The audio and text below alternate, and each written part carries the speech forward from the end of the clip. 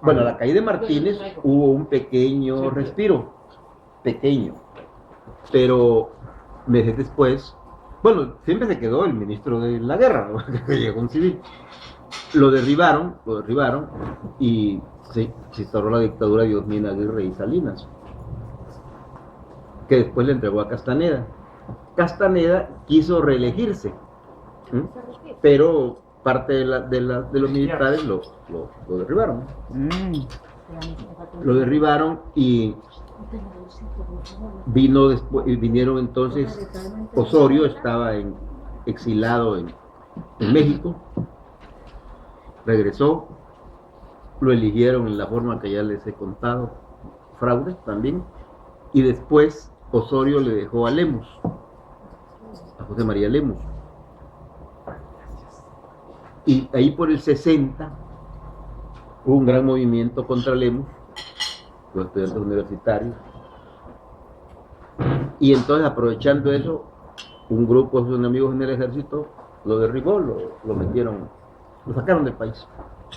Nunca pudo regresar porque él cuando fue presidente, Medrano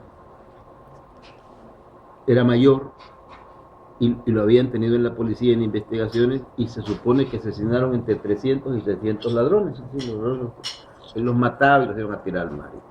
Entonces Lemus lo llamó y le dijo: usted es la vergüenza del ejército, usted es un asesino, y lo mandó allá donde Somoza, había agregado militar, lo sacó pues del país. Y como él después tuvo un gran poder, cuanta vez Lemus quiso entrar al país, él lo sacó por haberlo reprimido. Bueno, el 72 la cosa era difícil.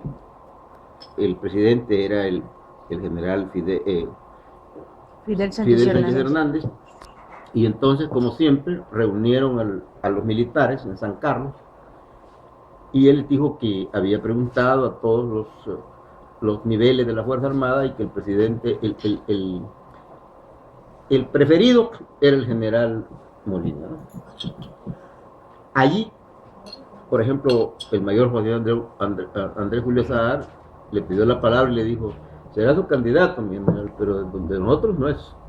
Y estoy mintiendo que mis compañeros me peguen un tiro o me defiendan. Y nadie lo desmintió, porque en realidad era una imposición. Bueno, por el lado civil, digamos, la Democracia Cristiana y el Partido Comunista incluso apoyando a Duarte, ¿no? Es decir, yo creo que uno de los grandes pecados de Chafik fue haber convertido en una figura nacional a Duarte. Pero bueno, vinieron las elecciones con todas las, ¿cómo se llama?, las anomalías y todas las que hacían siempre. Nosotros teníamos preparado un movimiento, y una de las cosas que más nos guiaron fue el hecho de que sabíamos que se estaban gestando ya los movimientos guerrilleros.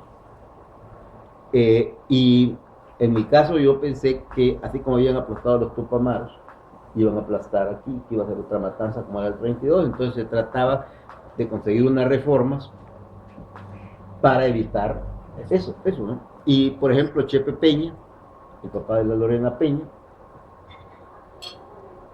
también ya sabía que sus hijos andaban, todos sus hijos, porque dice que no había nadie. Y entonces a mí me dijo él: mire, ingeniero, pero ¿cómo me garantiza usted que este no va a ser un golpe más? ¿Va a ser llevar otro grupo de bandidos ahí? Entonces le dije: no, mire, se va a hacer esto y esto. Entonces él me dijo: mire, lo que pasa es que usted, ¿cómo garantiza que van a hacer eso? Me dijo: si Micho, el coronel, es un aguado, me dijo, se pasa de buena gente, si alguien llega lo va a convencer y lo van a hacer eso. Porque lo que hicieron el 79, nosotros lo íbamos a hacer. Y por ejemplo, yo he discutido mucho eso con Majano, diciendo que el 79 eso ya era temporáneo, que ya no se detenía de todas maneras la guerra, y si lo quisieran, ya es imposible que si los comandantes hubieran dicho que se disolviera la guerrilla, las bases los hubieran matado. Majano no lo cree, ha escrito un libro. Seguir una ola que ya no se detenía a esa altura, ya. El 79 para mí era imposible. Es más, Gracias. Yo no tenía una amistad, bueno, sí tenía una buena amistad con Majano, pero nosotros tuvimos del golpe. Lo que pasa es que nosotros no nos metimos en eso porque tras ese golpe estaba la embajada americana.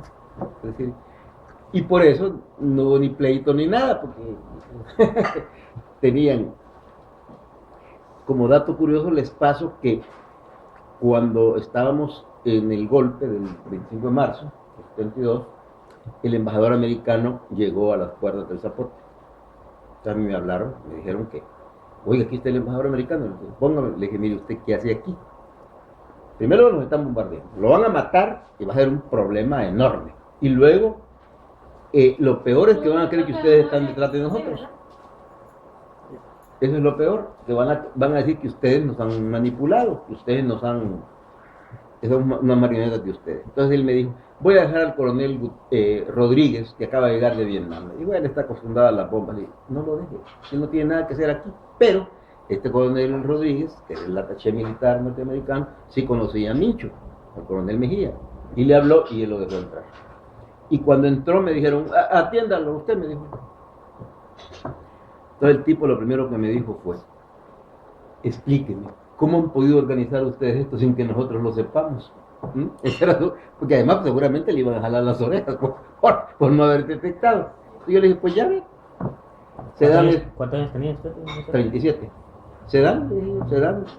Pero mire, yo necesito saber algunas cosas. Hay rodeados de oficiales. Míreme, en primer lugar, ¿este golpe es de derecha o es de izquierda? Y yo le dije, mire, ustedes deben recordar de esos estudios de historia, ¿verdad? Usted sabe que en la Revolución Francesa, en la convención, a la derecha se pusieron los que querían que María Antonieta se siguiera gastando 4 millones de francos en joyas, mientras el pueblo de París se moría de hambre, y a la izquierda los que querían un cambio.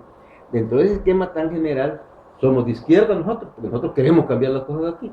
Ustedes saben perfectamente que ustedes mismos han tratado de que se hagan algunos cambios, ¿no? Y se los da la oligarquía salvadoreña. Bueno, les impidió hasta que pusieran una sucursal del First National Bank en ese tiempo, no lo dejaron. Entonces, sí, me dijo, entonces ustedes no están contra nosotros, ¿no? Yo les había dicho, estamos locos si nos ponemos a pelear con los gringos y con la oligarquía, pues es un suicidio, ¿no? Entonces, me dijo, bueno, pero mire, me dijo, mire, me dijo, ¿cómo podemos definir esta izquierda? A la cubana, los peruanos acababan de dar un golpe, los militares ahí, un golpe de izquierda, y entonces a la peruana, a la panameña, le dije, por favor, ¿y dónde estamos?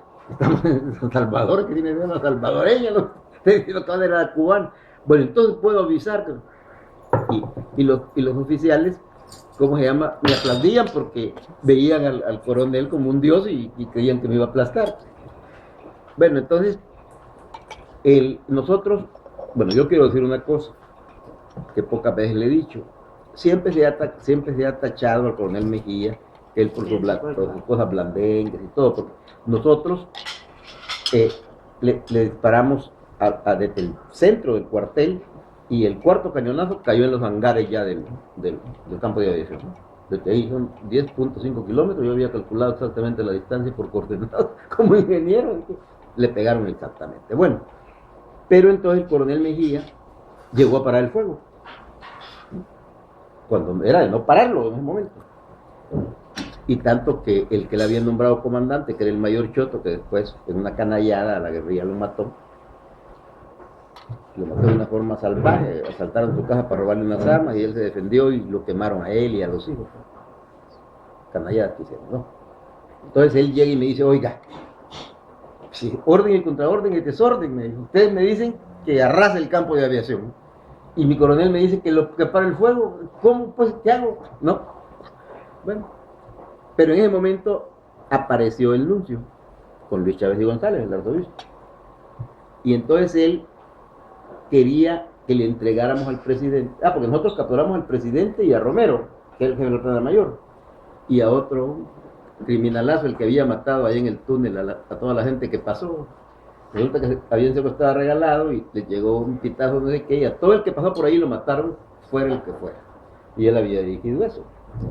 Y yo lo conocía porque había estado en el García, ese mundo.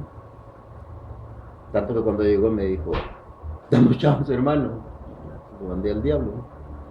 Bueno, pero entonces lo habíamos capturado y entonces ellos querían que le entregáramos al presidente para llevárselo a la embajada. Pero si estábamos peleando y todo, no se le podía entregar. Total que él dijo, bueno, y vamos a ir allá donde los tangos del gobierno, que estaban en la aviación, y ahí vamos a ¿cómo se llama? Y vamos a tratar de que hablen, pues, para que no se sigan matando, ¿no? Hay un montón de muertos ya. Entonces, nosotros ya enviamos una gente que habían llegado ahí temprano, unos coroneles, que hasta firmaron un acta poniéndose a la orden de nosotros. Y le dije, ya los tienen detenidos. No contestaron nada de eso. Eran 3. Y entonces dijo, él fue allá y llegó y dijo, en la nunciatura podemos hacer unas pláticas, ¿no? Para que cese la matanza, pues, y que lleguen a un arreglo. Entonces yo fui solo, y llegaron 5 coroneles. Total que no se las hago larga, pero lo que ellos se comprometieron fue a enviar el Zapote, a la brigada de artillería, preso a Torres, que era el ministro de Defensa, al hermano de Sánchez Hernández, que estaba ahí, otro coronel, y que al día siguiente se iba a hacer una asamblea general de oficiales y ahí se va a elegir la junta, porque íbamos a parar la matación. Entonces el nuncio, cuando terminó eso, me dijo, oiga, ¿y usted les cree? No, les dije, quieren ganar tiempo, porque ahí fue donde yo voy a decir el error que yo cometí. Mi concuño, Tito Rosa, coronel, era el segundo de la brigada de San Miguel, que era la más poderosa del país. Por la guerra con Honduras, allá tenían todo, enorme. Y entonces, él estaba con nosotros. Y me dijo, mira, un día antes me avisas con esta clave, porque es una brigada muy poderosa, pero yo lo manejo. Yo no se mueve esa brigada. Pero unos días antes, en la casa de mis papás, él me dijo una cosa que yo lo mandé al diablo, porque él lo que me dijo es que, él me decía, hay que hablarle a fulano, no, ese es un ladrón. Hay que hablarle a sultano, no, ese es un criminal. No van a hacer nada, me dijo, porque ustedes quieren ir con una gran pureza. Y la verdad es que hay que ir a ver cómo nos componemos, me dijo, si la patria está en el estómago. Entonces yo le dije, no, pues mira, para eso no hacemos nada, eso te lo digo. Y era en la casa de mi papá, fíjate. En la casa de mi papá, en la sala que yo discutí con él. Mi papá oyó la discusión, y entonces yo lo fui a dejar a él a su casa, y al final él me dijo, bueno, mira, me dijo, yo estoy de acuerdo, me avisas, y yo estoy con ustedes. Lo que pedí es que lo nombráramos director de la guardia. Entonces, dicho de paso, era muy querido, porque él había estado ahí, había hecho una buena labor. Entonces, cuando yo regresé, mi papá me dijo, mira, yo no sé en qué andan ustedes, pero te voy a decir una cosa. Me dijo, cuando uno no tiene el poder hay que sumar y sumar y sumar, y ya cuando lo tiene entonces empieza a restar. Me dijo mi papá, sabio consejo, pero yo dije, nada, tenemos esto, tenemos lo otro, no necesito este idiota. Y no le avisé. Y él cometió la burrada de decirle a mi cuñado, qué bárbaro me hubiera visto, porque él trajo las tropas contra nosotros, nomás que se tuvo como 12 horas en llegar desde San Miguel hasta aquí, no creo que vino muy rápido. Entonces, le dijo, qué bárbaro me hubiera hablado como habíamos quedado, ahí estuvieran en el poder, pero no me habló. Y como después le puso los cuernos a mi cuñada fue a donde Molina y donde Romero y le contó eso. Y en lugar de dar la guardia lo mandaron a Tepeque. Bueno, medio castigado. Pero ese fue un error grave mío, en realidad yo debía haberle pedido y qué no. Bueno, total que cuando terminó la discusión ahí, en la nunciatura, el nuncio me dijo, ¿les cree? No les creo. Ellos están esperando la noche para atacarnos, pero ellos no saben lo que nosotros también estamos pensando. Entonces el nuncio dijo, bueno, como puede ser que no se pongan de acuerdo, esta embajada está a la orden del que pierda. Entonces me dijo, porque cuando él me dijo, oiga, ¿y por qué? Y no les creen? No. ¿Y por qué no se queda aquí? ¿Cómo va a creer que yo me voy a quedar aquí y van a matar a mis compañeros ahí en la brigada? Usted quedó que me devolvía así. Lo va a llevar el arzobispo y Luis Chávez y González.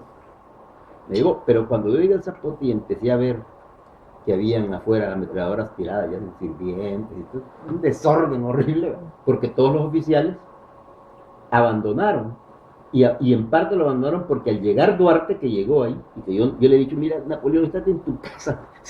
Cuando ganemos, entonces... Zapote. El Zapote, sí. Cuando llegó Duarte, dijeron, la mentalidad de esto es comunismo, y los oficiales desertaron, se fueron. Entonces no habían oficiales ya al final.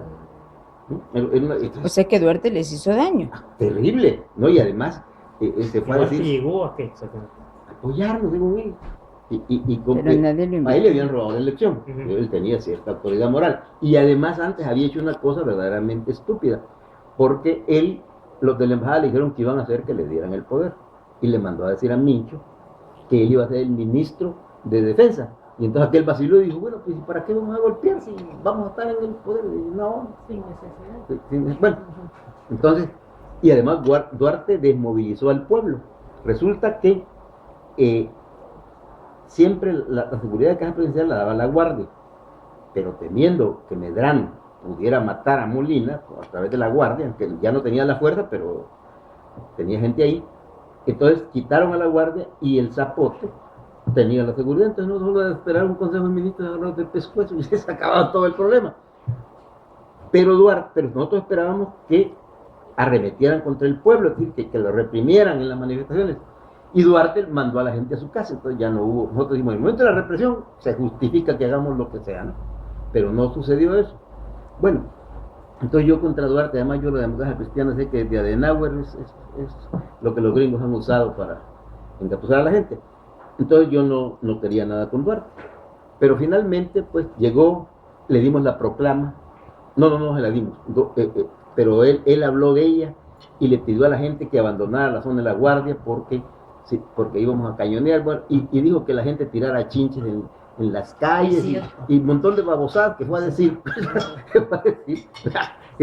pero bueno. Entonces cuando yo llegué y entré a la brigada, ya el coronel Mejía y mayor Guardado y mi hermano Tony, todos estaban de civil, se habían quitado para salir corriendo, pues si no habían oficiales, ¿cómo se van a dirigir 1000 hombres sin oficiales? Imposible. Entonces me dijeron, oye, ya se fueron los oficiales y nos vamos, ¿y a dónde vamos? Pues yo les dije, bueno, vámonos, pues, pero ¿a dónde? Ustedes síganme.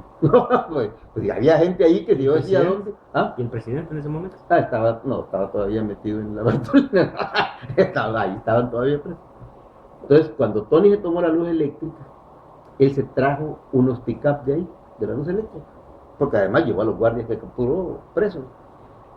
Y entonces los pick-up estaban ahí, de la luz eléctrica, entonces yo le dije, vámonos en uno, el mayor Guardado y el coronel Mejía se vayan en el otro. Y salimos. Ya habíamos oído en ese momento por radio que ellos le habían dado orden al batallón de tanques de cercar todo el área y dijeron que ni una rata salga de ahí. Y los queremos vivos, dijo Torres. Entonces, pero como yo conocía bien San Salvador, me metí por un montón de callejones y cuando me di cuenta estábamos ya en la campana, ¿no? Ya bien cerca de la anunciatura. Entonces llegamos y nos dijo el nuncio, ¿qué pasó? Perdimos y oficialmente le solicitamos asilo. Pues pasen, ¿no? Pero ellos estaban medio locos, asaltaron la embajada de Panamá y a Duarte lo capturaron en la embajada de Venezuela. Por andar de hocicón. Por idiota, porque ahí le habló a su mujer. Entonces supieron que ahí estaban. Bueno, entonces total que nos quedamos ahí, pero no teníamos el temor de que saltaran también la anunciatura, pues estaban medio locos y furiosos y todo. Entonces el nuncio nos dijo, bueno, traen esas armas, porque nosotros llegamos un montón de armas, ¿no? Con una ametralladora, no, yo no los conozco. Espérese que veamos que no nos van a dar nadie, nosotros, ¿para qué diablos queremos las armas aquí? Bueno, pero el nuncio era un tipo muy listo, mandó a traer inmediatamente al cardenal de Centroamérica, a Mario Cajarillo, que era el único cardenal que había, y llamó al cuerpo diplomático y nos presentó con todos. ¿Dónde estaba el cardenal? En Guatemala. Y nos presentó con el cuerpo diplomático, o sea que ya hacer algo ya era un poco. Entonces vino el gran problema, que no nos daban el salvoconducto para irnos hasta que al fin, Molina, que era el que habían impuesto, menos tonto que los otros, que Beneke, el presidente, Beneke era el ministro de Relaciones, Beneke fue incluso después a México a decir, ¿para qué les van a dar asilo si ya están en Argentina? Se ponen contra nosotros de gusto y son y lo peor. Bueno, entonces no nos daban. Pero Molina, que no es tonto, dijo, no, al enemigo que oye Puente de Plata. Menos idiota, ¿no? Oye Puente de Plata. Es más, le digo al anuncio, dígales que les vamos a dar salvoconducto, pero solo a Brasil y a Argentina. No había más lejos, ¿verdad? No había más lejos. Entonces, tu papá era bien amigo de Agüesta, el ministro, perdón, el embajador de Argentina. Y entonces habló con él y él fue a hablar conmigo. Y me dijo, ¿qué deciden de los dos lugares? No, yo a Brasil no me voy. Primero, yo no hablo portugués. Segundo lugar, hay una dictadura militar. Bueno, por ese tiempo ahí está Dilma Rousseff, la habían capturado y la habían torturado. Porque ella fue guerrillera, esta señora, la presidenta. Bueno, entonces yo ahí no me voy. Sí, me dije, en Argentina, y era cierto, la vida es barata, era como el 40% de la de México. En ese tiempo, el caso. Vas a conocer una ciudad bonita, bla, bla, bla. Pero yo le dije al nuncio, mire, si nos vamos a Argentina. Entonces, mire, me dijo, quiero que escriba una carta diciendo al Santo Padre qué es lo que yo he hecho.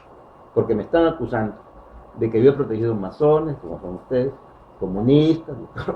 Y yo quiero que le diga, pues, cuál fue mi labor, ¿no? Es decir, yo llegué a incluso apoyar al que estaba preso, ¿no?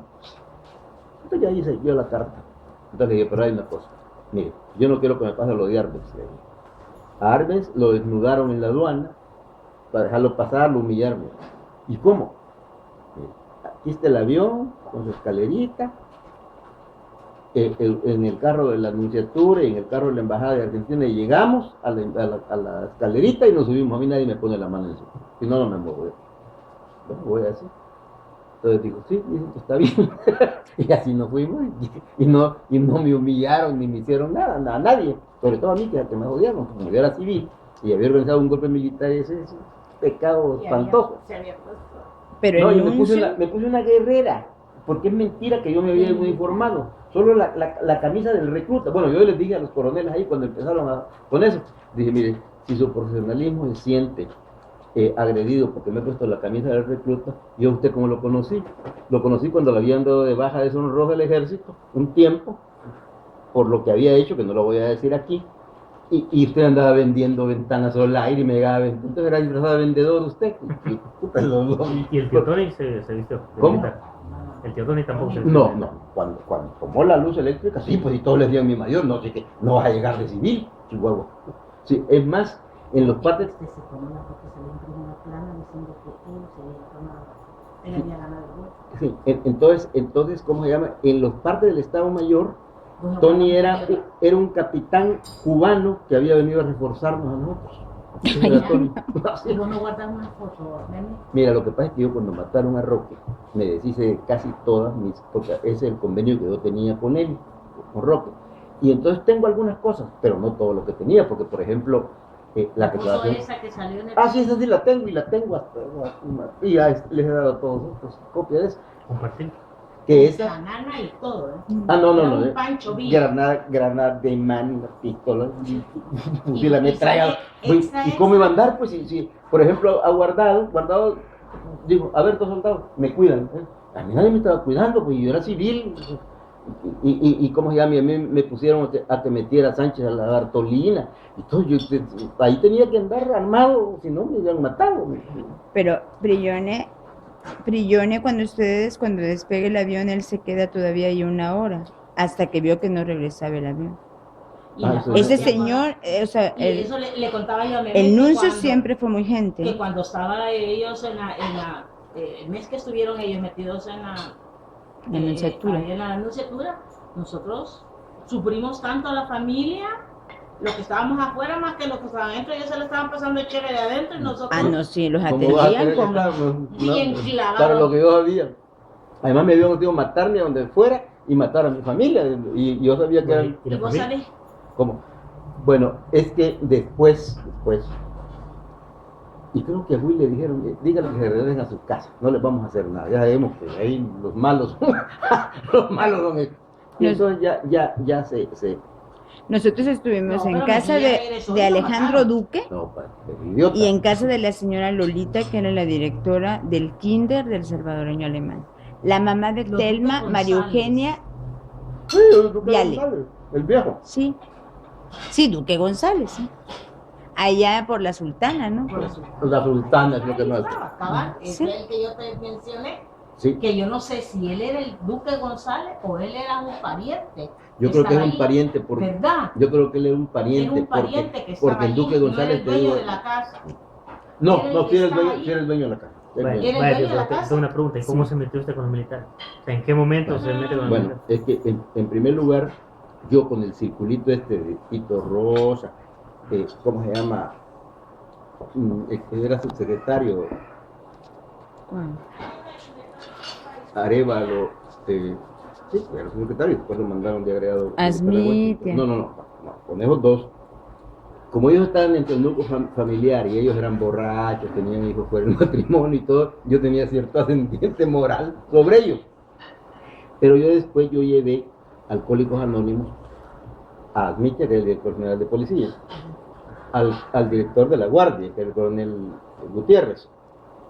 En la masonería me había relacionado bien, por ejemplo, con Cornejo, que era el comandante de San Carlos, y que realmente se murió. Pues.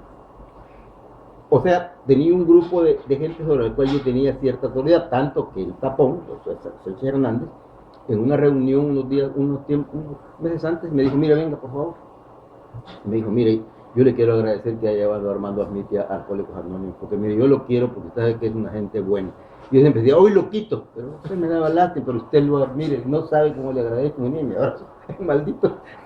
Entonces yo tenía ese grupo, ¿no? Esa gente, pues. Pero eran los jefes, ¿verdad? Eran los jefes porque a nosotros nos delataron. Y entonces el director Asmitia me llamó una madrugada y me dijo que le había ordenado al presidente y al ministro de Defensa que me previniera que dejara de andar organizando golpes de Estado. Me dijo, dicen que usted anda de brigada en brigada conquistando oficiales. Entonces le dije, ¿oficiales o jefe? Oficiales. Yo no tengo amigos oficiales. Yo, pero le hablo a usted, le hablo a Mincho, Mejía, a los comandantes, son los que yo conozco, yo no conozco a los oficiales. Pero dígale a Torres, le dije que en 3 meses ya no va a ser ministro. Y que le quiero ver la cara. Porque sé que es un cobarde. No, hombre, no se ponga así. A uno de los funcionarios le vienen con el chisme. Y bueno, y uno tiene que proceder, pero yo he respondido ante el presidente que usted no está contra nosotros. Bueno, allá como a los 2 años después del golpe, llega mi papá allá y me dice, fíjate que ahí en el hospital militar me encontré con el general Asmitia, te manda salud. ¿Y qué le dijo? Le dijo, oiga, don Manuel, ¿y cómo está el ingeniero? Pues bien. ¿Y qué hace allá? Pues tiene una pequeña empresa de construcción. Muchacho brillante, ese le dijo, mire, si más me joden, bien por él. Le dijo, porque, pero dígale que está en su derecho de hombre y que somos amigos, porque qué serenidad de hombre, le dijo. Porque cuando yo entré, tenía paseándose ahí a ese criminal después estuvo en la guardia. Alvarenga. ¿Ah? Y entonces el tipo, el ordenanza le dijo, ahí está el ingeniero Reyes y mi coronel Alvarenga. ¿A quién pasó primero? Para el ingeniero Reyes. Entonces le dijo a mi papá, qué serenidad de hombre, a mí me engañó, le dijo, porque si él hubiera vacilado, con todos que somos amigos, ahí se queda. O sea, si yo me aguado, me dejan ahí. Entonces pasó, y él era un hombre, bueno, a esto lo encontró y lo fue a dejar al colegio, ya cuando yo estaba en la anunciatura, ¿verdad? Y ordenó que lo fueran a dejar. Sí.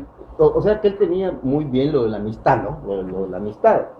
Tanto es así que a un amigo que lo metió Torres en el asunto de regalado, cuando se cortaron a regalado. Entonces, habló un día, habló con Margot, que quería ayuda, entonces le dije, mira, voy a verlo, dale tanto, pero yo no voy porque ya andábamos en eso y pues eso me podía echar a perder todo lo demás. Entonces, yo fui y le dije a Asmitia, mire, general, usted dice que la amistad es sagrada, sí me dijo sagrada. Fulano de tal es mi amigo, ando huyendo. Lo más seguro es que me va a buscar para que le ayude y yo le voy a ayudar. Ah, está bueno, está bueno. Ahora dígame de verdad, general, ¿y qué hay contra él? Nada, el ministro Torres lo quiere joder, me dijo, por las cosas de opinión estudiantil. Que las hacíamos Tomás Guerrillo, eso lo firmaba. Bueno. Entonces le dije, mire, mire general, ¿y por qué no, ya que no hay nada contra él? Si me busca, se lo traigo. Usted lo interroga y lo deja ir. No, hombre. Tanto el ministro como el presidente tienen 1000 formas de saber si él ha venido aquí. Y si yo soy disciplinado, pues, si me dicen que lo deje, lo tengo que dejar. No, mire, ayúdele y usted no me ha dicho a mí nada. Yo no sé nada. ¿Sí? Es un viejo derecho, pues. Entonces, yo en realidad hoy le decía a tu mamá, fíjate que estando yo en la nunciatura, ya después de todo lo que había pasado, doña Antonia Portillo de Galindo, que era el ministro de Educación, me mandó a ofrecer beca para todos ellos, porque a mí me tenía un gran cariño la señora. Y yo le dije, está loca, si hace eso la corren del ministerio, que no entiende lo que hemos hecho, lo que ha pasado. Porque en este país la amistad besa, no es como en otras partes. Aquí, cuando son amigos de uno, a veces se la juegan en cosas. Y la familia también pesa. Es parte del problema también, pues. Está todo demasiado entrelazado. Sí, es que como éramos una cosa chiquita, ¿verdad? Todo el mundo se conocía, todo el mundo, pero yo le decía a tu mamá que si Dios existe me iba a querer mucho, porque yo tenía una suerte, así suerte de encontrar a tu mamá que... ¿Y entonces a México cómo llegan a México de No. Argentina? En primer lugar, nosotros teníamos mala información y creíamos que Torrijos, el de Panamá, había entregado a la gente que se había metido ahí, no era cierto. Era la información que teníamos. Y cuando pasamos por Panamá, porque ahí dormimos, y nos llevaron a una base militar a dormir, por cierto, Torrijos habló en la mañana para hablar con Mejía, y él empezó a hablar, dijo que como cualquier otro. Y era para ofrecernos que nos quedáramos, nos iba a dar trabajo, dinero, todo. Pero nosotros, como creíamos que nos había jugado sucio, no lo hicimos.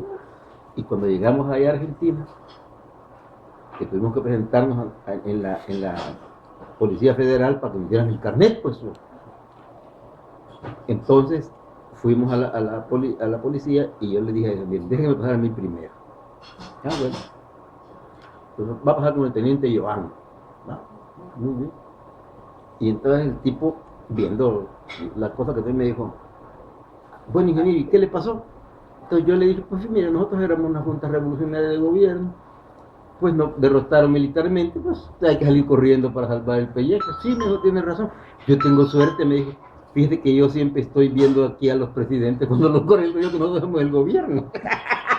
y entonces me dijo, fíjate que a Paz Extensor, me dijo, las 3 veces que lo han derribado ahí en Bolivia, ha venido conmigo. Aquí estamos a sus órdenes, ellos sienten. Entonces yo le dije, no lo vayan a sacar del error. Porque no es lo mismo que seamos unos revoltosos que no vayan tirados. Así que tuve esa suerte. Y después, para venirnos fue toda una hazaña, pero finalmente nos venimos. Y con el problema del dinero, el AUNUR guardado fue. Ya nos habían dicho que queríamos dinero, pero nosotros no, pobremente, pero estábamos viviendo ahí. Porque necesitaban casi $4,000 para el pasajito desde Buenos Aires hasta México. Y entonces el ACNUR dio el dinero. El ACNUR compró los boletos. Y así fue como llegamos. Que fue otra hazaña lograr entrar ahí.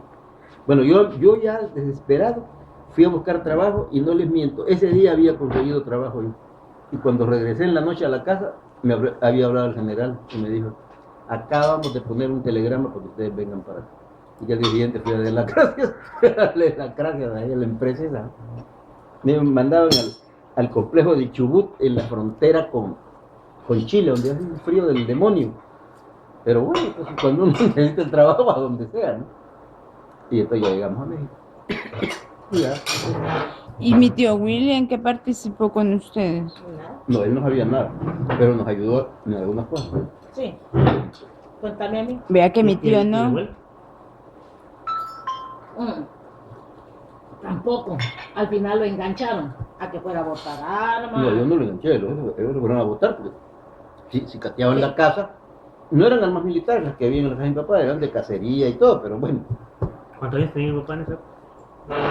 Tu papá, Claudita Julito tenía como 1 año.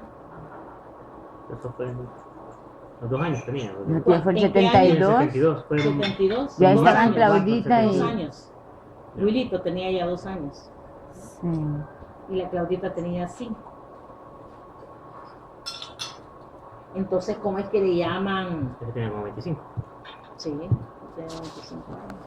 Y la verdad es que yo siento que, por ejemplo, esa noche yo le contaba a Manuel que cuando llegó, cuando ellos perdieron y que se quedó todo en silencio y declararon la ley marcial en El Salvador, o sea que nadie podía salir después de las 6 de la tarde, llegó el papá Memi a tocarle la puerta, ¿verdad? A tu papá, y decirle, mira hijo, tenemos que ir a sacar unas cosas, a sacar la familia de Manuel. Yo le digo, ¿pero y por qué? Si no se metió en nada. Son sus hermanos, señora.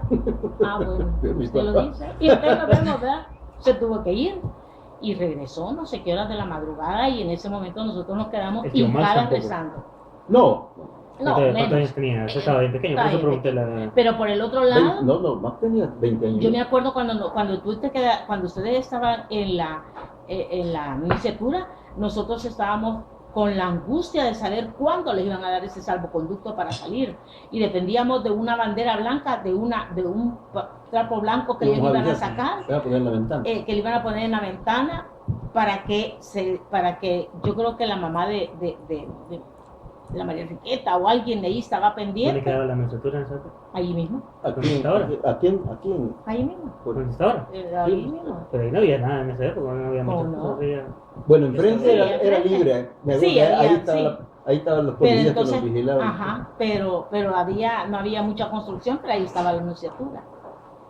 Enfrente, pero a la par sí habían casas ya, creo yo. No a la par, más atrás habían Sí, casas. pero a Pero la el par A la hotel par no no había existía, casas. ni enfrente. No, ni existía el hotel. ¿Cómo no? El hotel Sí, existía. lo existía, Salvador, existía, sí. se acordaba que sí, como no, el hotel sí existía.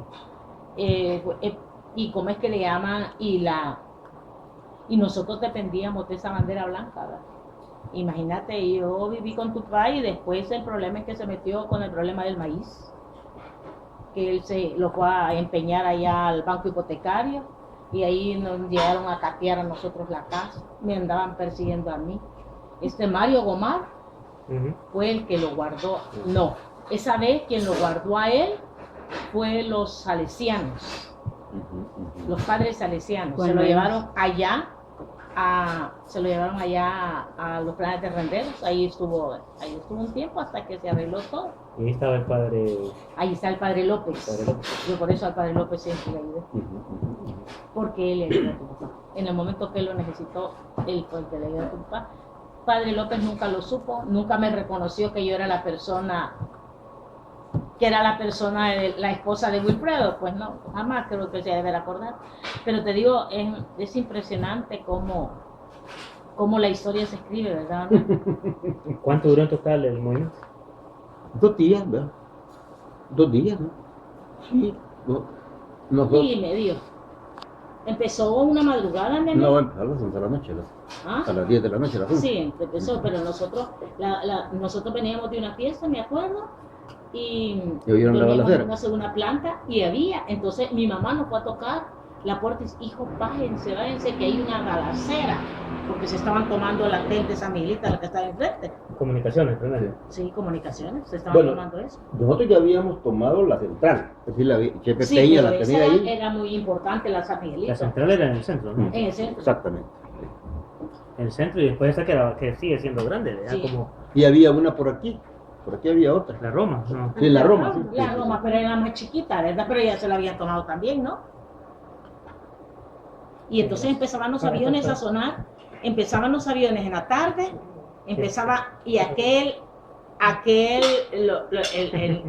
el cuartel San Carlos se disparaban las alarmas, empezaban las alarmas de guerra, ¿verdad? Y entonces, cabal, ¿verdad? Pasaban los aviones, tiraban algo y ya se quedaba. Se tiraban bombas y ya se quedaba, ¿verdad? Y entonces, cuando ya se quedaban, salían todos los del Mesón Serpas a ver qué es lo que pasaba. Hasta que volvía a sonar la alarma, salían corriendo otra vez a esconderse. Sí, que lo que pasa es que los de San Carlos no tenían defensa antiaérea y nosotros les mandamos. Y media vez llegó la gente aérea, la aviación salió corriendo, pues ni modo, querían que los fueran a derribar, ¿no? Eran unos cañones checoslovacos de 20 milímetros que tenían 4. Que sí. ¿Y qué aviones había en esa época? Eran viejos, eran Mustang, el P-51 de la Los Segunda Guerra. zancudos, los zancudos que le llamaban después, ¿no? Los que estaban para la guerra. Bueno, es que ya había pasado la guerra, así que nosotros fue el 72 y la guerra fue el 69. No, la guerra de la nueva, la otra guerra. No, esos eran los... La guerra civil. Sí. No, pero nosotros ya no estábamos. Entonces día y medio duró más o menos. Sí, Tomás, tal vez. Empezó a las 10 de la noche y terminó cuando Al día fue como a siguiente. las 4 de la tarde No. que ya no se vio nada del día siguiente. Sí, nosotros llegamos a la Anunciatura como a las 7 de la noche. Sí. Ya a las 4 de la tarde ya no se veía nada. Ya Y- está. Y al piloto ese que mataron, Bueno, a los que habían matado ahí, creo que en la guardia. ¿A quiénes mataron? Porque habían unos oficiales. ahí murió un capitán de un gimnasio, hombre, ¿cómo se llamaba este?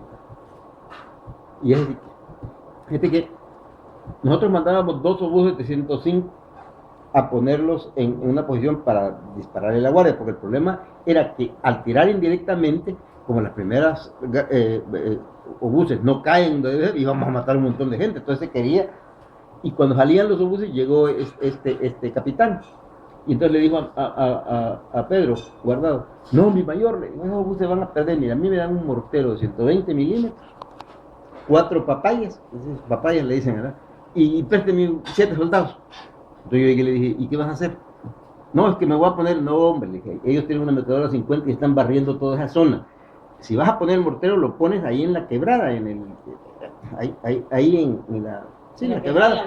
Sí, para que no te vayan a hacer nada. Y además, ¿cómo vas a llevar solo 4 granadas? Llévate unas 20 si quieres, y además hay que darle siquiera una sección de unos 21 soldados, ¿no?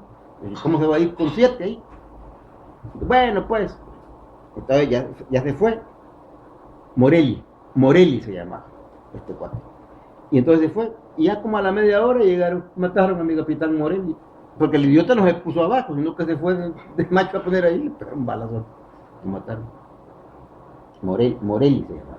Había un gimnasio que se llamaba Morelli. Sí. Y entonces todavía Guardado me dijo, ¿y qué le estás diciendo? Me decía, mira, él ya es comandante de una compañía, y él estuvo en la guerra. No hay que decirle nada, ¿no? Pero era lo lógico, pues. Le mataron a Morelli. No, hombre, es que no tienen ustedes idea de lo que son los militares a la hora de la hora. ¿Y qué es lo- Después del 72, ¿Cómo? hasta el 79 otro intento. No, ya no hubo otro intento, nada. no. Conspiraciones así fuertes que Lo llegaran a que punto pasa es que les voy a contar lo siguiente. Este Alvarenga y otros militares andaban secuestrando gente de la oligarquía. Ellos, siendo militares, ellos secuestraban gente. Incluso, con orden de la mujer de Romero, mataron a la esposa del dueño de Saltex, hombre, Churato. Porque ella dijo en una reunión que la mujer era una loca, lo cual era cierto, pero no creo que le haya gustado que lo dijeran, y entonces la mataron. Bueno, pero entonces los oficiales que querían cambios le llevaron a Romero grabaciones donde se probaba que estos estaban haciendo secuestros. Es como la guerrilla secuestraba y secuestraban y le sacaban dinero. Entonces había un descontento grande, pues, por todas esas cosas. Sí, pero es que estaba aliado con uno de los dueños de una fábrica de muebles, ¿te acordás?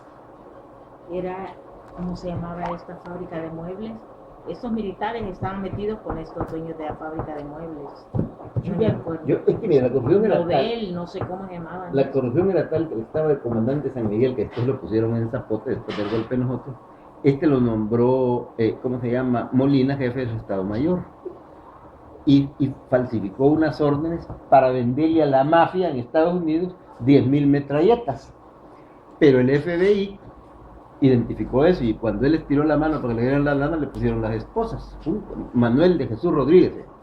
Y fue un escándalo internacional que un jefe de Estado Mayor vendiéndole armas a la mafia y todo, y lo metieron preso. Estuvo como 12 años preso en Estados Unidos.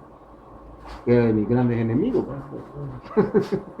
Y cuando fue preso, mis estados navideños, ¿sí? A ver, papá, y en esta foto le puedes decir. Ah, bueno, es que en esta foto, aquí, este era Sánchez Hernández. Este es, venga, venga a verla. Ya le puse, miren. Este es Sánchez Hernández. Sí, sí. Este es el general, ¿cómo se llama? Asmitia. Este soy yo. Mincho Mejía este es Mincho Mejía Espada. Este es, ¿cómo se llama? Pedro Chofer Arriba. Pedro Chofer ¿Por qué la Arriba. perdiste? Es que Porque yo le la movió. toqueo. Este es Pedro Chofer Arriba. Aquí estamos, aquí estoy yo. Este es Ricardo Bueno. ¿Y vos qué estabas haciendo ahí? Pues es el cumpleaños de Mincho. Estábamos en su casa. De ahí llegó el presidente. Ay, claro. Es que él era del presidente. No, él era el comandante. Lo que pasa es que cuando iba a recibir Sánchez, le iban a dar un golpe. Y Mincho lo paró. Entonces, porque Mincho ya había sido comandante todo el tiempo de Julio Rivera. Aquí está Entonces, Papá lo dejaron Meme. ahí está mi papá. Mi papá Meme siempre sí. Papá Meme. Y este- sí, y- siempre fue igualito. Y este es, ¿cómo se llama? ¿Este quién es? No le ¿Este vas que a está tocar aquí? la- ¿Cuál? Este que Este está que aquí. está acá. Este que Bueno, está ahí. mira, estos dos son militares que estaban retirados. Yo en este momento no me acuerdo de los nombres. Este ¿Y es este que Admitia. está aquí? ¿Cuál? Este es Pedro Chofer Pedro Arriba. Chofra. Este es Pedro Chofer Arriba. Este soy yo. Este es Ricardo Borán, el que acaba de morir. Estaba bien joven. El que acaba de morir. Este es Admitia. Ese es el que fuiste a enterrar. Y este, y este es Sánchez Hernández. Ahí está mi papá. Y este es Raúl Matasol. Y estaba enfrente. Sí. Los hipotes del 44. Eran elegantes. Este es el cumpleaños de mí. No lo toques, pues se va a ir. Había- Eso, ahí estamos en el aeropuerto de Los Altos. Pero ahí, yo salgo en otra foto. Es que tú tomaste esa foto. Sí. Fíjate que esta mugre está a más de 5.000 metros sobre el nivel del mar. Ahí hay un retrito que dice, mire, si usted tiene problemas, ¿Estás hablando de Argentina? no está hablando de Bolivia, En Bolivia. del aeropuerto de Los Altos. El Alto se llama, el Alto de la Paz. ¿Y qué es lo del maíz, tía? ¿De qué maíz habla? A ver, vamos a ver si hay más fotos de esas, de esos cumpleaños, ¿no? ¿Ya no? No, solo Porque hay- dos. Había una que después Margot se la dio a un periodista, donde estoy solo yo con el tapón así, hablando. Yo no que me sé qué estaba dando la cara problema, así. qué hubo que de ese maíz, quién, para qué lo sacaron, ustedes lo sacaron del zapote, ¿verdad? No, mira. Eso lo hizo Guardado, el mayor, porque él era el pagador del. Ajá. Y entonces esas cosas las tenían depositadas en el banco hipotecario, en una bodega, ¿no? Y entonces